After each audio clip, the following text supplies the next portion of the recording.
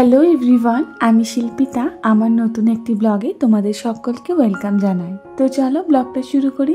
পিসিরা আসার পর থেকে যেহেতু ওয়েদার খারাপ ছিল, বাইরে বৃষ্টি হচ্ছিল, তাই আর কোথাও বেরোনো হয়নি। দুদিন ধরে বাড়িতে কিন্তু সবাই মিলে বেশ চুটিয়ে গল্প করেছিলাম। দুদিন পরেই অবশ্য বৃষ্টি থেমে গিয়েছিল। তারপর আমরা বেশ কয়েকটা জায়গা সবাই মিলে ঘুরে নিয়েছিলাম। যেমন আজ সবাই মিলে রেডি হয়েছি শিবশক্তি ধাম যাওয়ার উদ্দেশ্যে। আজ দুপুরবেলা যেহেতু তাড়াতাড়ি খাওয়া হয়ে গেছিল, তাই দুপুরে রেস্ট নিয়ে বিকেলবেলা একটু ছাদে এসেছিলাম। ছাদে এই যে ঘোরাঘুরি করার পর এবার নিচে যাব, রেডি হব, যাব একটা জায়গায় বেড়াতে। অবশ্যই কিন্তু তোমাদেরও সাথে করে নিয়ে যাব। এই যে দেখো, সবাই মিলে রেডি হয়ে 6:45 নাগাদ বাড়ি থেকে বেরিয়ে গেছি। বেশ অনেকটা রাস্তায় চলে এসেছি, আর পৌঁছতে বেশি দেরি লাগবে না। তাই নামার আগে পুচকুকে একবার দুধ খাইয়ে নেওয়া হচ্ছে। আমরা যেহেতু বিকেলে সবাই মিলে রেডি হয়ে বেরিয়ে গেছিলাম, তাই আর বিকেলে চাটা খাওয়া হয়নি। এখানে এসে দেখি মাটির ভাঁড়ে বেশ সুন্দর চা পাওয়া যাচ্ছে, তাই আর সেই লোভ সামলাতে না পেরে সবাই এক কাপ করে মাটির ভাঁড়ে গরম গরম চা খেয়ে নিয়েছিলাম। এই যে এটাই দেখো মন্দিরের এন্ট্রান্স গেট। মন্দিরটা গোপাল মাঠে অবস্থিত। মন্দিরটার নাম হলো শিবশক্তি ধাম। মন্দিরটা কিন্তু একদমই নূতন, ওই 4-5 বছর হলো এখানে তৈরি হয়েছে। এর আগেও কিন্তু 2বার এসেছিলাম। এটা নিয়ে মোট 3বার আসা হলো, কিন্তু একবার ভেতরে গেলেও 2বারের বেলায় কিন্তু আর ভেতরে যেতে পারিনি, কারণ তখন মন্দির খোলেনি। তাই বাইরে থেকেই দর্শন করে বেরিয়ে গেছিলাম।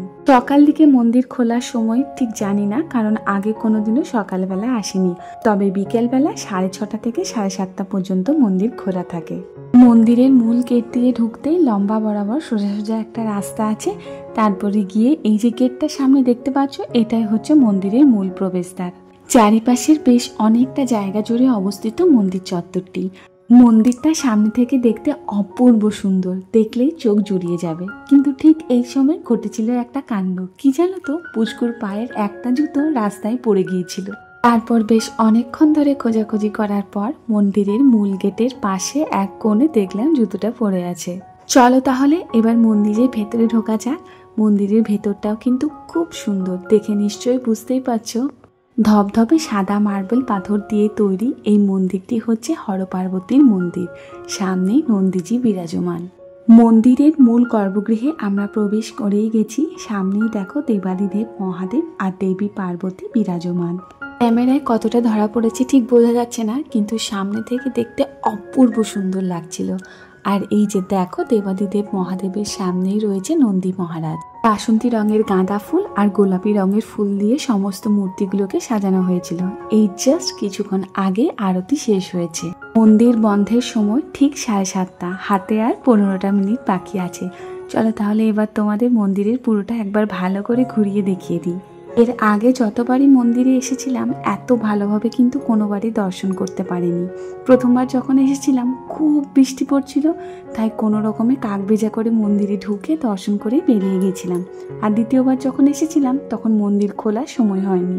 ঘড়িতে এখন ঠিক 7:30। তাই মন্দির রক্ষণাবেক্ষণের দায়িত্বে যারা ছিলেন তারা মন্দির থেকে সকলকে বের করে দিলেন। মন্দিরের যে মূল এন্ট্রান্স ছিল, ঠিক তার পাশেই রয়েছে দেখো একটা বিশাল পুকুর। ভেতরে ঢোকার সময় কিন্তু এখানে আর আসিনি, কারণ মন্দির বন্ধের সময় হয়ে যাবে বলে আমরা তাড়াতাড়ি ঠাকুর দর্শন করতে বেরিয়ে গিয়েছিলাম।